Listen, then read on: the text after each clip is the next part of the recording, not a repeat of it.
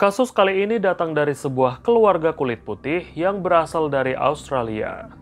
Keluarga kaya raya dan penuh cinta ini harus diserang secara brutal dalam sebuah tragedi mematikan yang menewaskan 3 dari 5 anggota keluarga. Tepat setelah 1 tahun kepindahan mereka dari Australia ke Afrika Selatan.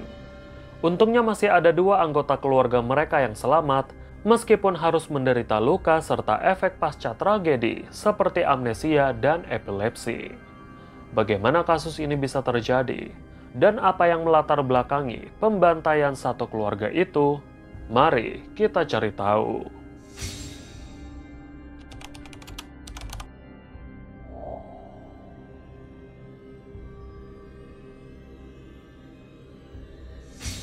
Saat ini kita akan mengunjungi kota bernama Stellenbosch, kota yang dikenal sebagai pemukiman orang Eropa terbesar kedua di Afrika Selatan setelah kota Cape Town. Kota ini dihuni oleh mayoritas orang-orang Belanda dan warga kulit putih lainnya. Di kota inilah kita akan menemukan sebuah keluarga kaya raya yang pernah bermukim di sana, yang bernama keluarga Van Breda. Keluarga Van Breda terdiri dari ayah yang bernama Martin Van Breda, 54 tahun, istrinya Teresa, 55 tahun, Rudy, putra pertama mereka, 22 tahun, Henry, putra kedua mereka, 20 tahun, serta Marley, putri bungsu mereka, 16 tahun. Sebenarnya keluarga Van Breda berasal dari kota Pretoria di Afrika Selatan. Ketiga anak mereka pun lahir di kota itu.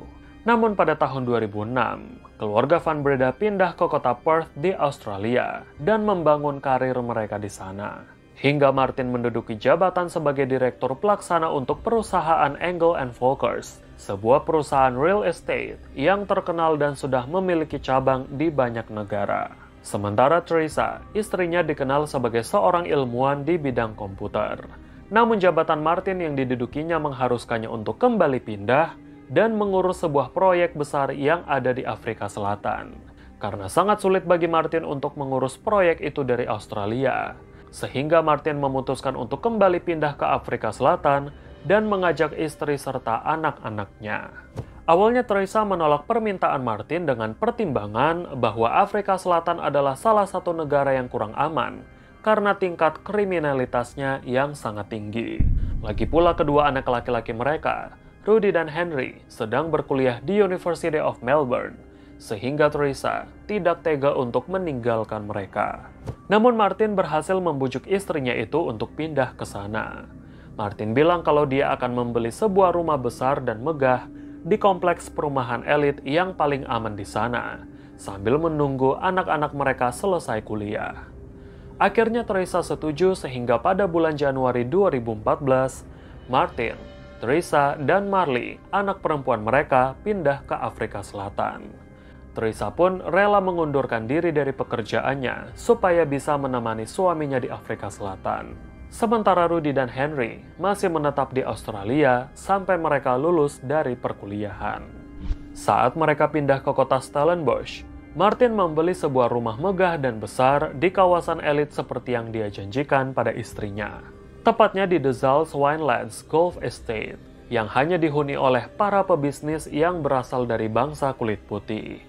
Kawasan perumahan itu juga terkenal dengan sistem keamanan yang ketat, yang dilengkapi dengan pendeteksi gerakan, alarm dan patroli 24 jam, kartu akses khusus penghuni, serta pagar listrik yang tinggi. Karena memang kota itu terkenal dengan para perampok serta penyusup bertopeng, sehingga tak heran jika perumahan elit itu sangat ketat keamanannya.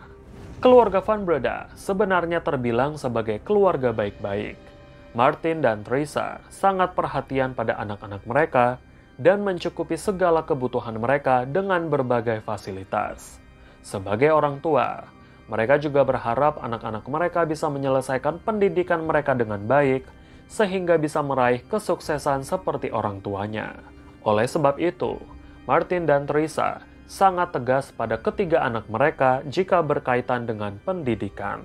Meskipun begitu, Marley, anak perempuan mereka sedikit keras kepala dan sering kali melawan. Sikap Marley sangat jauh berbeda dengan kedua kakak laki-lakinya yang sangat sopan dan pendiam.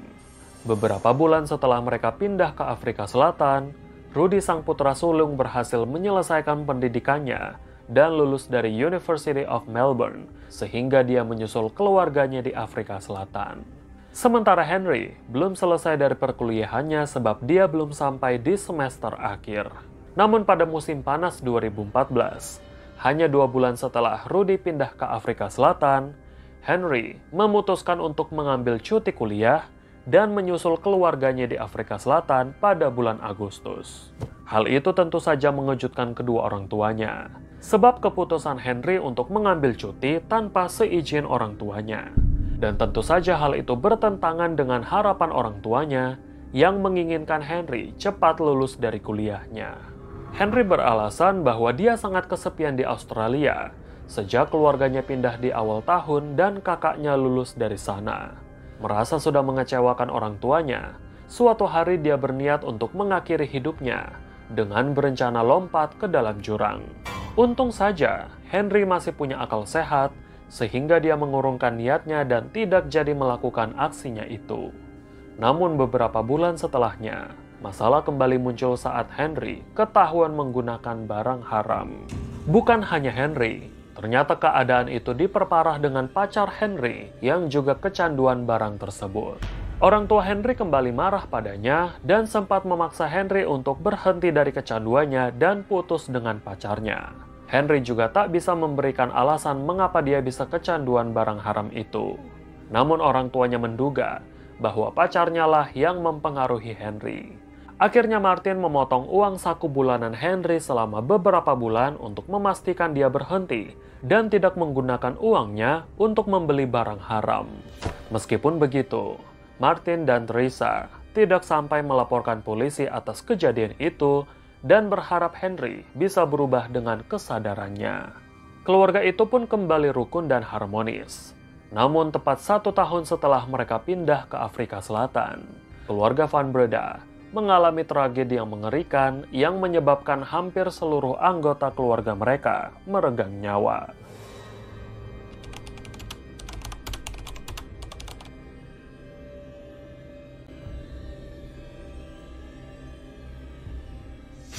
Sekitar jam 8 pagi, para medis kota Stellenbosch menerima telepon dari seorang pria bernama Henry Van Breda yang mengaku bahwa keluarganya diserang secara brutal dan membutuhkan bantuan. Dia pun menjelaskan keluarganya sudah tidak bergerak. What is your emergency? Yeah. I need an ambulance. Lots of You need an ambulance. Yes, please. What's your name, sir? Henry van Breda. Can you please just send an ambulance or more than one ambulance to De Zolter Wineland in Stellenbosch? And you, the patient? No. My family is someone attacked my family. Hey? Someone has attacked my family in my house. Okay, so you need the police or the ambulance. And an ambulance, please. Yes. Now, who is injured? I think everyone. Everyone in your house? Everyone, 4 people, yes. What are the injuries? Head injuries. Are they conscious? I don't think so. My sister's moving, but that's it. Suspects still on scene, there, sir? Sorry? Are there any suspects on scene? No. They ran away. With what were they attacked? An axe. Awalnya, operator layanan darurat menanggapi telepon Henry dengan sangat lamban dan banyak pertanyaan.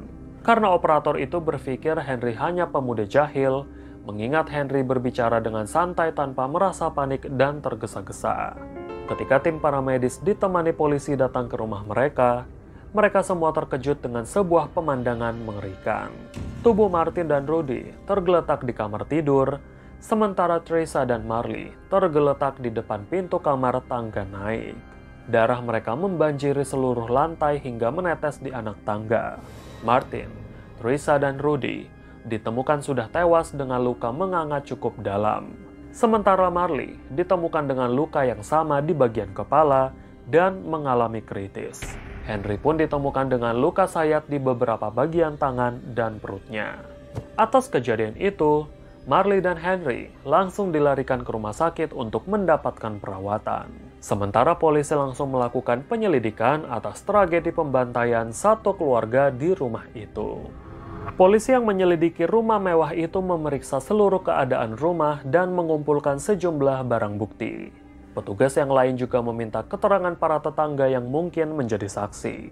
Para tetangga mengatakan bahwa pada dini hari, sekitar jam 2 hingga jam 3 pagi, mereka mendengar kegaduhan seperti orang sedang bertengkar dari rumah keluarga Van Breda yang berasal dari lantai 2. Tampaknya polisi tak menemukan saksi yang memberikan keterangan secara jelas. Namun dari rumah itu, ditemukan sebuah kapak berlumuran darah serta pisau tanpa adanya sidik jari yang diyakini milik pembunuhnya, yang digunakan untuk menghabisi keluarga Van Breda. Selama beberapa hari, penyelidikan terus dilakukan walaupun sepertinya mengalami sedikit hambatan karena tidak ada saksi mata yang melihat pelakunya. Polisi juga mendapatkan laporan dari pacar Henry yang bernama Daniel Jens van Rensburg yang menjelaskan bahwa pada hari kejadian, sekitar jam 5 pagi, Henry menelponnya dan meminta bantuannya karena keluarganya sudah diserang oleh seorang pria dengan kapak. Saat penyelidikan berlangsung, belum ada yang mengetahui dari mana pembunuhnya masuk ke rumah Van Breda dan bagaimana mereka bisa menerobos sistem keamanan perumahan. Namun polisi mendapatkan sedikit keanehan di rumah itu. Bahwa di rumah itu sama sekali tidak ada tanda-tanda pembobolan atau tanda masuk paksa. Mungkinkah pembunuhnya berhasil masuk ke rumah Van Breda saat pintu rumahnya terbuka dan menunggu di dalam? Sampai beberapa hari kemudian, 2 orang selamat dari keluarga Van Breda, yaitu Henry dan adiknya Marley, belum bisa dimintai keterangan. Henry mengalami gejala epilepsi dan depresi setelah kejadian itu. Sementara Marley mengalami trauma berat di kepala karena luka bacokan, bahkan Marley sempat koma selama beberapa minggu. Saat Marley sudah tersadar, polisi mencoba meminta keterangan darinya. Sayangnya Marley didiagnosa mengalami amnesia dan tidak mengingat apapun tentang kejadian itu. Bahkan Marley juga sempat kebingungan mengapa dirinya berada di rumah sakit. Sementara Henry yang juga dimintai keterangan oleh polisi mengakui bahwa saat itu ada seorang penyusup bertopeng dan menggunakan sarung tangan yang menyerang keluarga mereka. Henry juga mengaku dia sempat bergulat dengan pelakunya untuk melindungi keluarganya yang sudah terkapar, sehingga dia mendapatkan luka sayat di tubuhnya. Keterangan Henry mungkin masuk akal, mengingat tingkat kriminalitas di Afrika Selatan sangat tinggi dan kota itu terkenal dengan para penyusup bertopeng. Namun polisi masih dibuat kebingungan karena tidak ditemukan jejak kedatangan terduga pelaku ke rumah itu dan tidak ada tanda-tanda masuk paksa di rumah Van Breda. Pendeteksi gerakan dan sensor anti-maling juga tidak ada yang menyala.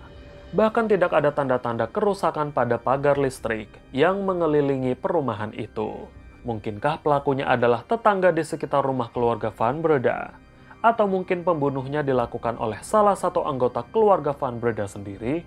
Polisi yang juga sudah melakukan olah TKP beberapa kali menyimpulkan hal itu tidak ada kaitannya dengan penyusup. Karena selain tidak ada tanda-tanda pembobolan, barang-barang berharga juga tidak ada yang hilang.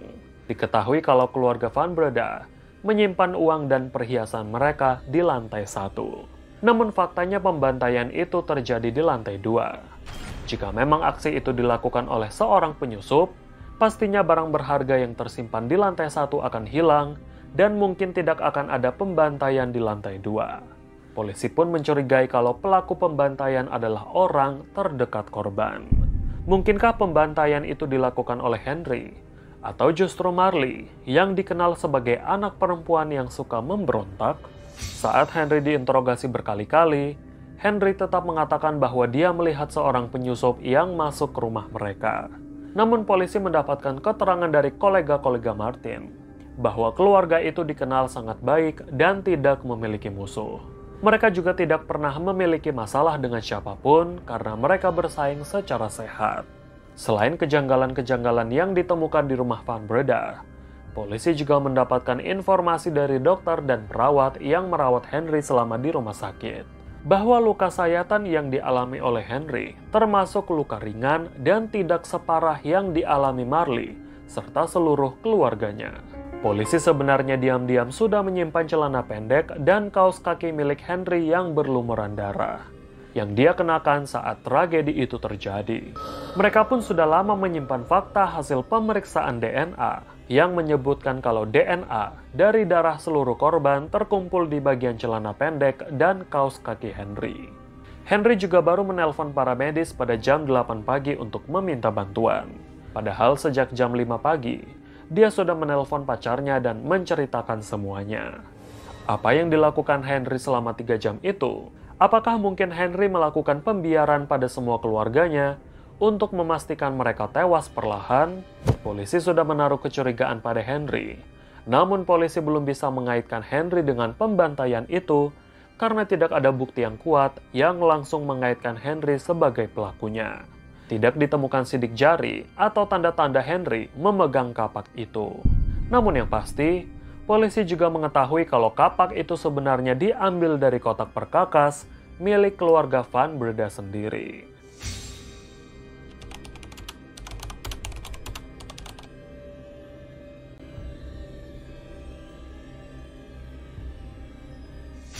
Setelah 1,5 tahun setelah pembantaian itu, polisi juga belum menetapkan satupun tersangka dari pembantaian keluarga Van Breda. Namun pada tanggal 13 Juni 2016, secara mengejutkan, Henry Van Breda menyerahkan dirinya ke polisi atas desakan dari pengacaranya sendiri yang menasehatinya bahwa polisi sudah berkoordinasi dengan pengacaranya dan mungkin akan melakukan penangkapan pada Henry serta memastikan dirinya mendapatkan hukuman mati jika dia dinyatakan bersalah di pengadilan. Setelah Henry menyerahkan diri, untuk pertama kalinya dia muncul di pengadilan pada tanggal 14 Juni 2016 dan menghadapi 3 dakwaan pembunuhan serta 1 dakwaan percobaan pembunuhan. Namun pengacaranya berhasil meminta penangguhan penahanan pada Henry dengan syarat bahwa Henry harus melakukan wajib lapor dan tidak boleh meninggalkan kota Stellenbosch. Penyelidikan masih berlanjut dan jadwal persidangan yang akan digelar pada bulan September 2016 harus ditunda karena jaksa penuntut meminta lebih banyak waktu untuk mengumpulkan bukti DNA. Namun kasus lain lagi-lagi menimpa Henry saat sedang dibebaskan di bawah jaminan. Pada hari Selasa tanggal 16 September 2016, Henry dan pacarnya, Daniel, ditangkap polisi atas kasus kepemilikan narkoba. Pengacara masing-masing kembali meminta penangguhan penahanan dengan jaminan. Polisi yang melacak pengedar narkoba itu mendapatkan pengakuan dari sang pengedar bahwa Henry dan Daniel adalah pelanggan tetap yang sudah memakai barang haram itu sesaat setelah Henry pindah ke Afrika Selatan. Persidangan untuk kasus kepemilikan narkoba yang akan digelar pada tanggal 12 Oktober juga harus ditunda karena dokumentasi yang belum lengkap.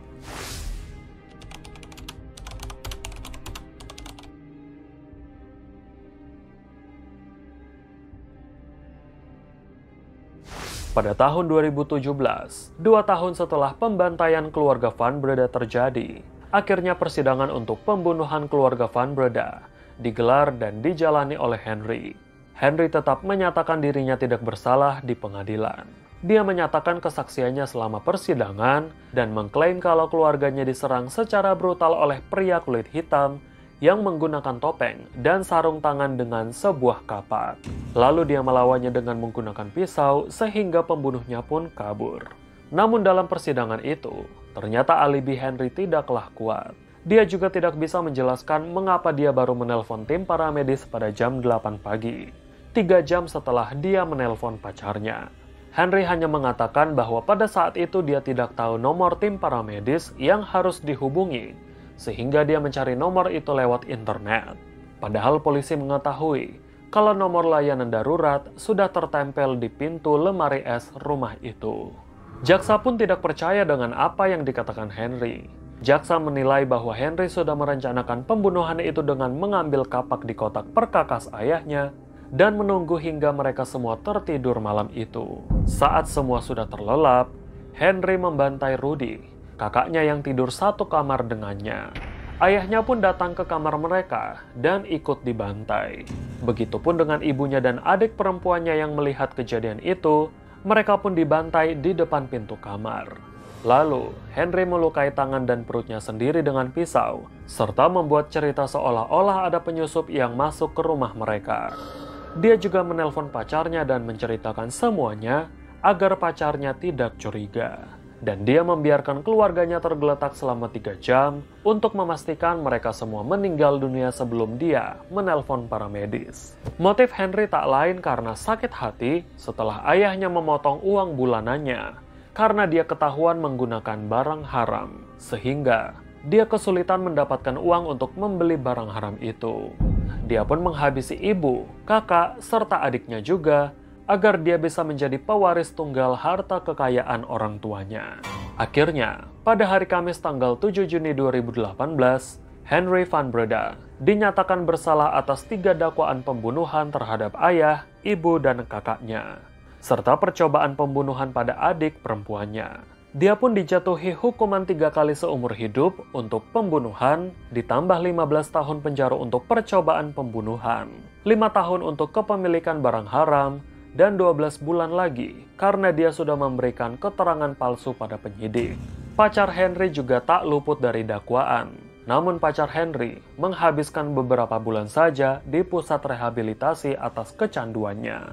Sementara Marley tinggal dengan adik dari ibunya dan sudah bisa kembali bersekolah, meskipun beberapa ingatannya tidak bisa pulih karena kejadian itu.